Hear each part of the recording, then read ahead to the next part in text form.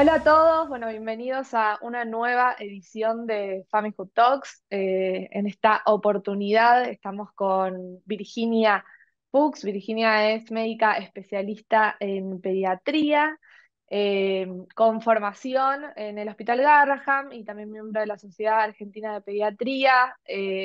Virginia tiene formación también en lo que es crianza y distintos cursos de educación infantil, así que hoy está acá para acompañarnos y hablar un poquitito sobre distintos temas del lenguaje y de la comunicación, más que nada. Bueno, Virginia, bienvenida y gracias por estar del otro lado. Bueno, muchas gracias a ustedes en realidad por la invitación. Yo estoy por mi parte súper contenta de poder compartir este espacio y esta charla. Espectacular. Bueno, antes que nada, esto, ¿no? Preguntarte como desde tu lugar, ¿no? Desde el espacio de médica pediatra. Cuando hablamos del lenguaje o de la comunicación, ¿no? Porque tal vez ya estamos hablando de algo de niños un poquito más grandes, no tanto en bebés. Em, Sí. ¿qué podemos decirle a todos los que nos están escuchando del otro lado? ¿Cómo se aborda el tema o qué diferencias hay respecto de cuando nos planteamos el concepto de lenguaje y de comunicación en niños? En cuanto a los conceptos, la verdad es que son dos conceptos súper importantes, pero más que nada porque desde el lado de la pediatría y del consultorio pediátrico, justamente los problemas tanto del lenguaje como de la comunicación son dos de los motivos de consulta más frecuentes y de las preocupaciones más frecuentes de los papás y los cuidadores en general de los niños. Cuando hablamos de lenguaje, generalmente tenemos que tener en claro que nos referimos a diferentes signos a través de los cuales se puede realizar la comunicación. Y que estos signos siempre están ligados al pensamiento que va formando un niño, una niña o un adolescente, ¿no? Teniendo en cuenta el momento del desarrollo en el que se encuentre, y que no tiene que ver solo con lo verbal, sino que tiene que ver con diferentes instrumentos que intervienen en la formación y en el proceso de adquisición del lenguaje, que son, por ejemplo, las imágenes, los dibujos, la escritura, los gestos, la corporalidad y todo lo que tiene que ver con esto, ¿no? En cambio, cuando hablamos de la comunicación, hablamos de un proceso que es mucho más complejo que el lenguaje en sí, porque hablamos ya de la acción de más que nada intercambiar mensajes con otras personas para poder transmitir o para poder recibir información, ¿no? Y esta comunicación también es verbal o no verbal y depende del momento, de la edad del niño que tengamos enfrente, también tiene distintos elementos que, bueno, tanto los papás, las mamás, los abuelos, los cuidadores en general van viendo y nosotros como pediatras vamos evaluando para poder interpretar en qué momento está ese niño, ese bebé o ese adolescente también, ¿no? Tomarte un tema, un Sí, concepto que dijiste que creo que está bueno para poder resaltar, ¿no? Y todos los que están del otro lado que lo puedan tener en cuenta, esto de tal vez uno se enfoca o cuando dice algo sobre el desarrollo de sus chicos o del lenguaje, sí, habla más que nada de la comunicación verbal y que también está toda la parte de la comunicación no verbal que influye en definitiva en eso, ¿no? En esto que vos mencionabas, bueno, cómo se comunica no verbalmente, con los gestos, con dibujos, con maneras de expresarse, no solamente el decir palabras, el hacer una oración, el comunicarse. Todo está en conjunto, ¿no? Como para también tenerlo en cuenta, pero tal vez uno se enfoca mucho en dice o no dice, hizo una oración o no, bueno, pero ¿qué pasa también con todo lo demás? exacto. Por eso justamente, bueno, es muy importante tener en cuenta, como vos decís, todas estas distintas señales y bueno, tener una mirada más bien integral, ¿no? Ver, o sea, qué es lo que le parece a la persona que está en contacto con ese niño, ver qué le parece a la maestra del jardín maternal, ver qué le parece a la maestra del jardín de infantes y entre todos ver, ¿no? Cómo está desarrollándose esto. Perfecto. Y siguiendo, ¿no? Con esta línea, sí, si tuviéramos que Sí. pensar o que decirle a madres, padres, cuidadores, cuáles serían las señales o qué tipo de cosas tener en cuenta para poder hacer una consulta, para decir, me parece que debería como profundizar o consultar este tema con un profesional o un especialista. ¿Cuáles serían como esos signos para que puedan tener en cuenta? Hay varios signos que por ahí los podemos charlar un poco divididos como en grupos de edades, para que esto sea un poquito más útil y más fácil de entender. Pero bueno, siempre todo depende de la edad y el momento en el que se encuentre cada chico. Desde que estamos frente a un bebito muy chiquito, que recién nace, ¿no? Desde el nacimiento hasta el momento de los 2 meses, el llanto siempre aparece como una primera manera de comunicación. El llanto no solo expresa un sufrimiento, expresa también una demanda, que puede ser, tengo calor, puede ser tengo frío, tengo hambre, quiero estar con alguien, quiero upa. Y justamente eso es parte como del lenguaje corporal completo y gestual, de que el llanto en ese momento implica una forma de comunicarse. Una vez que el bebé tiene más o menos 2 meses, empiezan a aparecer otros gestos y otros puntos de comunicación que son, por ejemplo, la mirada. Cuando está con la mamá UPA y la mamá lo está alimentando, sea dándole la teta, dándole la mamadero, teniendo en cuenta el modo en el que se alimenta, la mirada entre el bebé y esa mamá implica lenguaje, implica una forma de comunicarse también. Que se calme, por ejemplo, ante el llanto con sonidos de personas que conoce más o menos en esa misma edad, entre los 2 y los 3 meses, también implica comunicación. Y ya si vamos acercándonos a los chiquitos de 1 año, a los 9 meses aparece un elemento súper importante que es lo que nosotros los pediatras decimos atención conjunta. Que por ahí para los papás eso tiene que ver más que nada como con el compartir a nivel del bebé y del interlocutor, que puede ser mamá, papá, cualquier cuidador que esté con el niño, interés por un mismo objeto. Que a veces eso solamente tiene que ver con la mirada dirigida hacia algo, que el bebé mire algo y vuelva la mirada al cuidador, por ejemplo, o ya cuando es un poquito más grande y tiene 12 meses, que señale algo con el dedo para que el cuidador lo mire, que por ahí al uno saludarlo, eh, responda, todo eso tiene que ver con la parte normal, ¿no?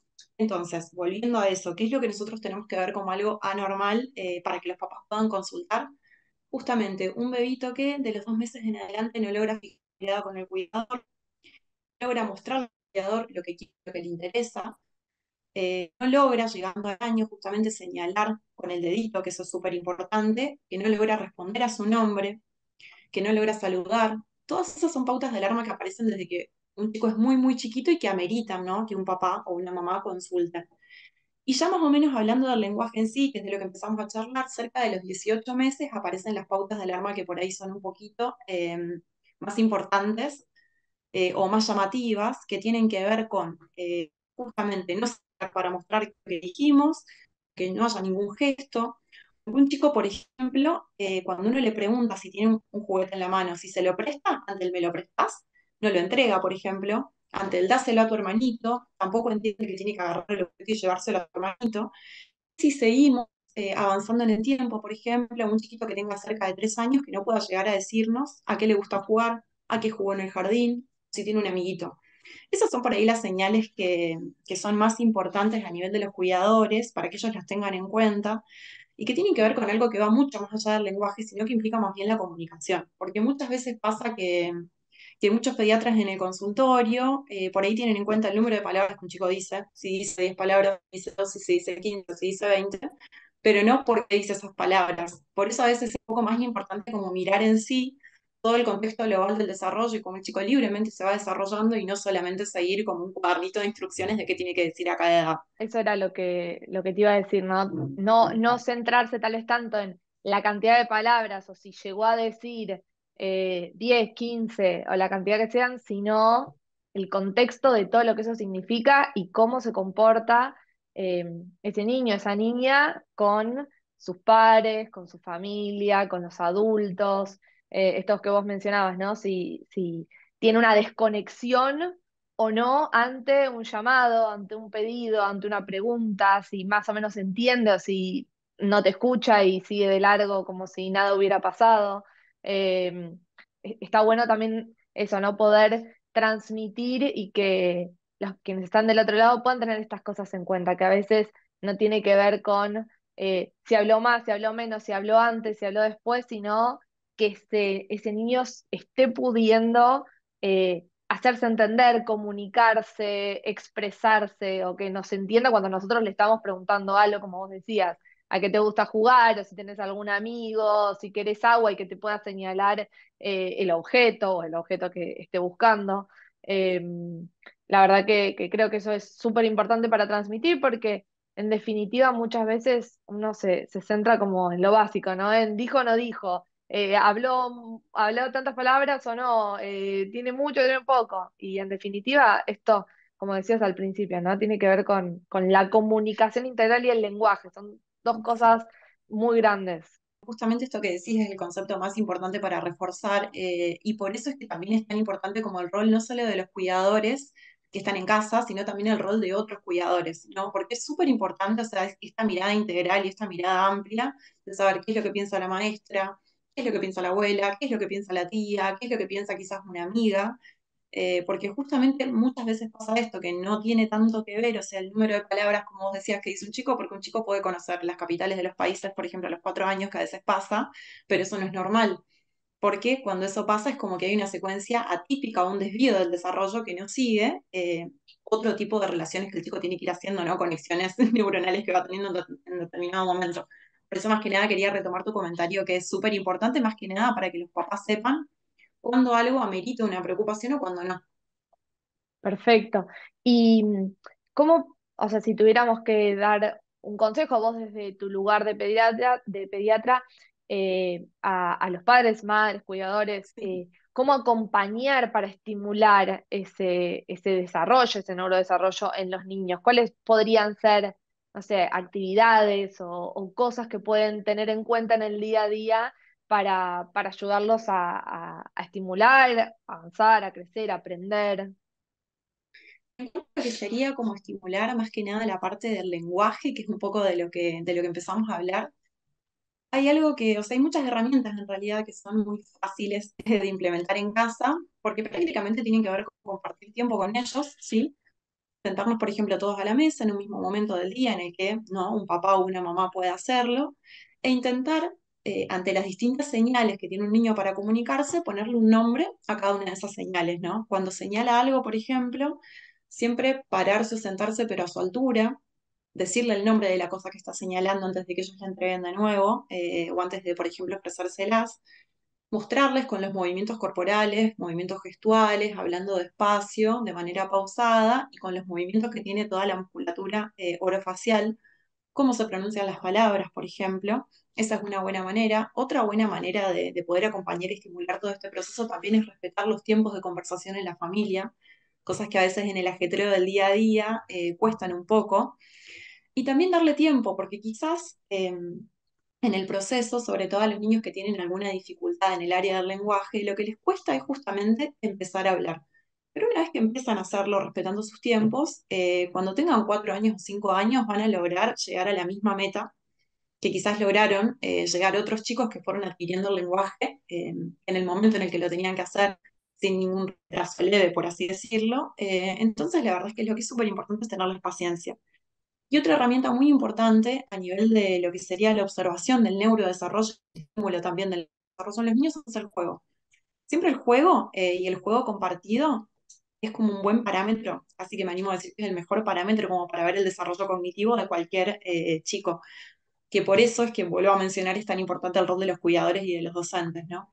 Porque en diferentes momentos del desarrollo hay diferentes tipos de juegos que los chicos van adquiriendo de manera exponencial y también está bueno sentarse a jugar con ellos respetando esto e intentar leerlos, ni no intentar llegar a cumplir con una pauta antes de tiempo, sino que ellos mismos vayan adquiriendo sus pautas a medida que el tiempo transcurre. Cerca del primer año de vida, por ejemplo, que eso también me voy a tener un poquito como a charlarlo porque me parece que está bueno que los conozcan, el juego suele ser, desde que nace hasta el primer año, más que nada manipulativo. Eso tiene que ver con agarrar objetos y manipularlos, o sea, tocarlos, rasparlos, intentar agarrarlos con las diferentes maneras de motricidad fina que la mano va adquiriendo. A veces agarran un palito y lo sacuden, agarran un frasquito que está en la cocina y lo sacuden, y por ahí les interesan las cosas cotidianas y no tanto los juguetes como un muñeco o un peluche, sino que con cosas súper simples como puede ser frasquitos llenos con semillas, frasquitos con arroz, palitos o lo que fuera, cualquier elemento que esté en casa, pueden jugar y uno sentado a jugar con ellos y esos elementos colabora un montón en el estímulo del desarrollo y también en detectar si alguna dificultad aparece al intentar tomar esto. Más cerquita del primer año, a medida que van creciendo, van a cumplir un año, empieza a haber un juego que es más bien de relación. Entonces empiezan a entender lo que es, por ejemplo, agarrar un objeto, guardarlo, volver a sacarlo, sentarse al lado de la alacena, vaciar la alacena, sacar una olla, sacar un cucharón, y empezar como a entender un poco más lo que está adentro y lo que está afuera. Para un poquito más adelante, entre los 12 y los 14 meses, empezar a entender con un juego que es más bien funcional para qué sirve ese objeto. Entonces, por ejemplo, ese primer palito o peine que agarraron para jugar, empiezan a usarlo. Si es un peine, por ejemplo, para peinar, agarran un teléfono y lo usan para hablar. Y a medida que va pasando el tiempo, al año y medio más o menos, el juego empieza a adquirir una característica que se llama presimbólica, que tiene un poco más que ver con interpretar los roles de la vida cotidiana que ellos ven. Entonces, si ven a mamá hablando por teléfono o en una videollamada, capaz se sientan en la computadora y empiezan a tocar las teclas pensando que están hablando o que están en una call. O si, por ejemplo, tienen un hermanito chiquito y ven que mamá o papá les hacen dormir, agarran un bebé o agarran una almohada y lo hacen dormir. Y un poquito más adelante, cerquita de los 3 años, por ejemplo, el juego es más bien simbólico. Entonces juegan a imaginarse cosas que son un poco más grandes con todo esto que fueron haciendo. Si vamos uniendo temas, todas estas etapas del juego tienen también que ver con el lenguaje y con la comunicación, porque ellos en parte muestran mediante el juego qué es lo que ven en casa y de esa forma también se comunican. Entonces, compartir el juego, volviendo a lo mismo, tiene mucho que ver con el neurodesarrollo y también con el disfrute de interacción con otra persona. Perfecto. Bueno, creo que se une un poco también con lo que mencionabas antes de esto, ¿no? De prestar atención o de como estar presentes y poder entender esas señales, que en definitiva, si el tiempo que tenemos con los chicos, o que sea madre, padre, cuidador, en el jardín, es como ese tiempo de calidad en el que uno está presente, jugando, prestando atención, además de acompañarlos y estimularlos a desarrollar, podemos observar o podemos ver cómo es ese juego o no, si lo interactúan. Antes mencionabas lo de que muchas veces tal vez no juegan con el juguete en sí mismo, sino con los elementos. Y recordaba a mi sobrina que tal vez le llevaba un juguete y jugaba con la caja en vez de con el juguete en sí mismo. Entonces, como también que con pequeñas herramientas o con cosas cotidianas del día a día, como adultos, podemos ayudarlos a desarrollar y estar presentes y acompañar todo lo que es ese crecimiento, que en definitiva se va uniendo a lo largo del tiempo, ¿no? Como que eso va siendo exponencial y más en esa edad. Exacto, totalmente, y tiene, bueno, mucho que ver con todo, ¿no? Porque uno va desarrollando diferentes tipos de inteligencia cuando es muy chiquito a través del juego y a través de lo que ve, imitando eso mismo que ve. Entonces es súper importante como intentar ir adecuando los juegos a cada edad, más que nada como para poder ir creciendo con ellos y disfrutando con ellos. Y también, como vos decías, es súper importante la observación de qué es lo que pasa. Porque a veces nos llama mucho más la atención, por ejemplo, un chico que tiene 18 meses que no logra por ejemplo, tener un juego generando estos esquemas presimbólicos, o no logra tener un juego funcional intentando ver, por ejemplo, para qué sirve cada objeto, que un chico que quizás a los 18 meses habla perfecto. Hay diferentes cosas que Claro. nosotros vamos viendo y el juego ocupa un lugar que es fundamental en la infancia. Y es una herramienta que es bastante fácil porque lo tenemos todos a disposición, solamente implica tener un poco de tiempo, herramientas y creatividad, y una vez que uno está sentado con un chico jugando puede ver un montón de cosas. Para poder redondear, ¿no? Un poco Sí. todo esto que venimos hablando. eh, y también preguntándote si desde tu lugar, desde pediatra, viste alguna diferencia.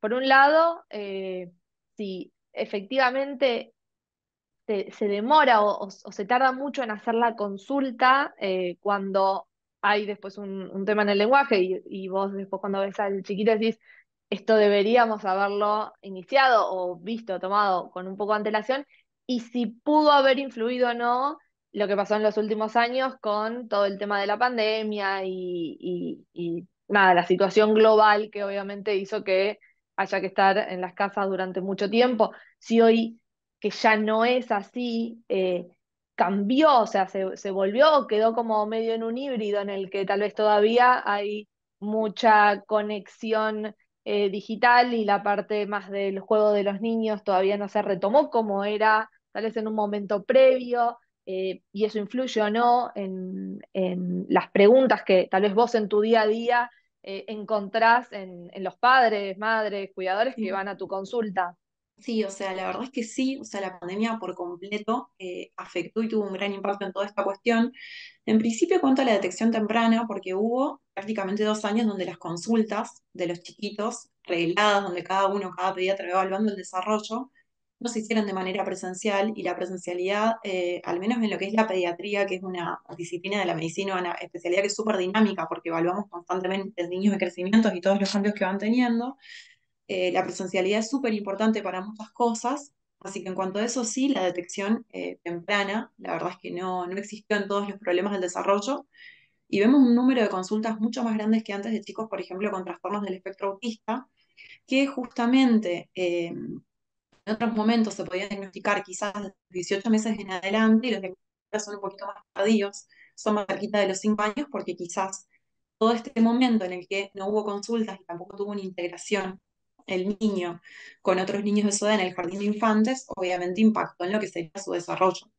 La importancia más que nada en este caso de la consulta temprana es porque la intervención temprana, al haber tanta plasticidad en la infancia en cuanto a lo que es el sistema nervioso, las conexiones neuronales y demás, las intervenciones tempranas ayudan un montón al desarrollo de esos chicos y pueden seguir un curso del desarrollo que termina siendo más típico que atípico, adaptándose a sus condiciones, pero ayuda un montón. Así que en cuanto a eso sí hubo un impacto.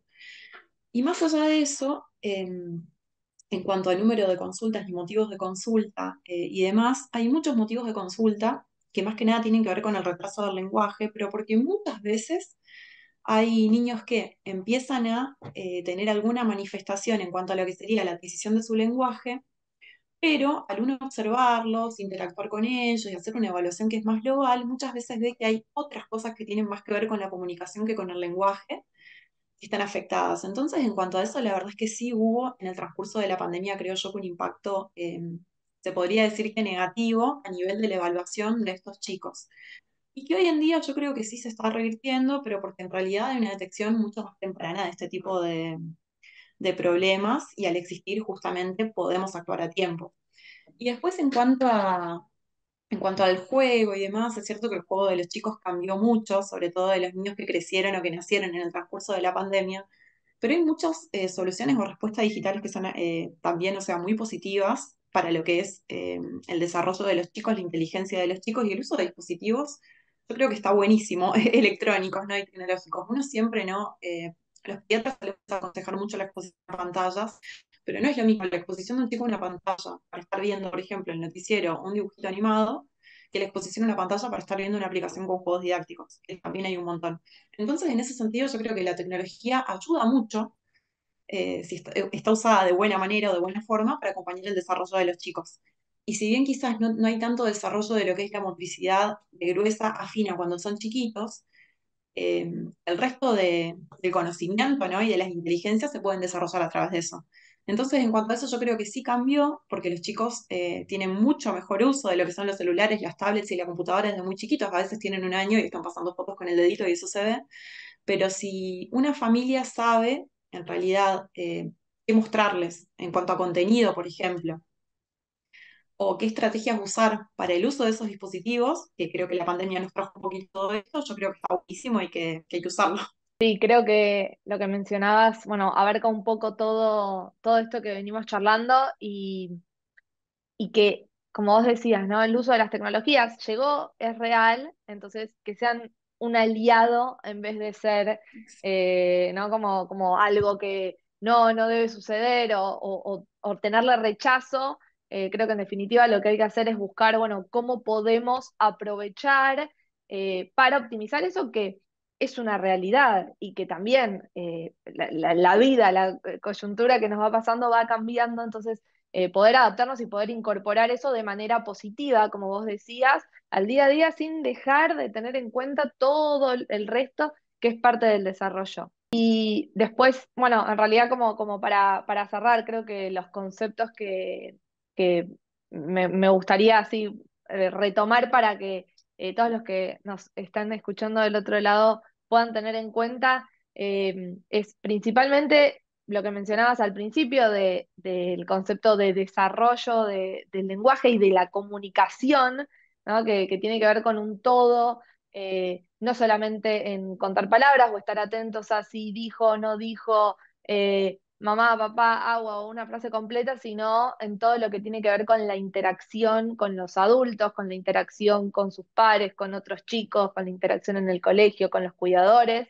el poder estar presentes, el poder jugar y dar un tiempo de calidad y que en ese momento del juego se pueda desarrollar las distintas motricidades y los distintos juegos imaginarios y demás que ese niño pueda tener y que también como adulto podamos entender o podamos visualizar y ver, bueno, qué está pasando, cómo juega ese niño, esa niña con nosotros, como para poder también tener información Y después, obviamente, saber o cuando vas al pediatra, bueno, poder contar un poquito más y no solamente dijo, no dijo, señaló, no señaló, y tener una vista más integral, que creo que era un concepto clave que vos mencionabas, ¿no?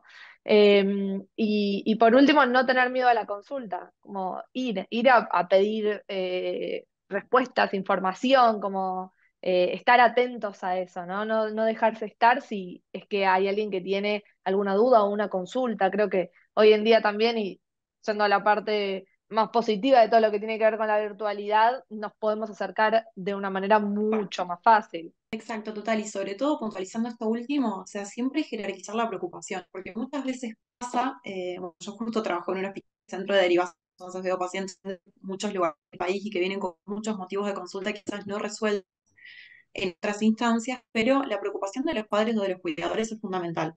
Cuando un papá o una mamá nota algo que le llama la atención, más allá de que quizás consulte una vez y esa consulta no sea jerarquizada, hasta no terminar de evacuar esa duda, tiene que seguir consultando. Porque el indicador quizás más sensible de que hay algún problema en el neurodesarrollo es justamente la preocupación de los papás. ¿Por qué? Porque justamente una consulta, si sea virtual o presencial, quizás no dura más de 30 minutos y no es lo mismo ese tiempo, el tiempo compartido con ese niño durante todo un día y todos los días de su vida. Entonces yo creo que el mensaje fundamental es eso, acompañar siempre todos los procesos y cuando hay una preocupación, manifestar esa preocupación y hasta no tener una respuesta, no quedarse tranquilos. Espectacular. Bueno, Virginia, muchísimas gracias por la charla, por todo el detalle, por la explicación, por haber sido parte de lo que son las Family Talks. La verdad que creo que es súper valioso todo lo que nos pudiste contar. Y aprovecho y invito a todos los que están del otro lado a que puedan descargarse Family, a que puedan ver las actividades que tenemos un montón de ideas, de juegos. Para hacer en casa, de juegos para hacer al aire libre, y un poco también esto, ¿no? Poder aprovechar para compartir ese tiempo de calidad con los chicos. Así que los invitamos a descargarse y acceder a la aplicación de manera gratuita y poder acompañar el desarrollo de sus chicos. Y obviamente a conocer y a seguir a Virginia y cualquier duda o consulta que tengan, que puedan contactarse con ella para que los pueda ayudar y asesorar. Así que, de nuevo, muchísimas gracias por este espacio y por haber sido parte de este ciclo. Bien, no, muchas gracias a ustedes por la invitación.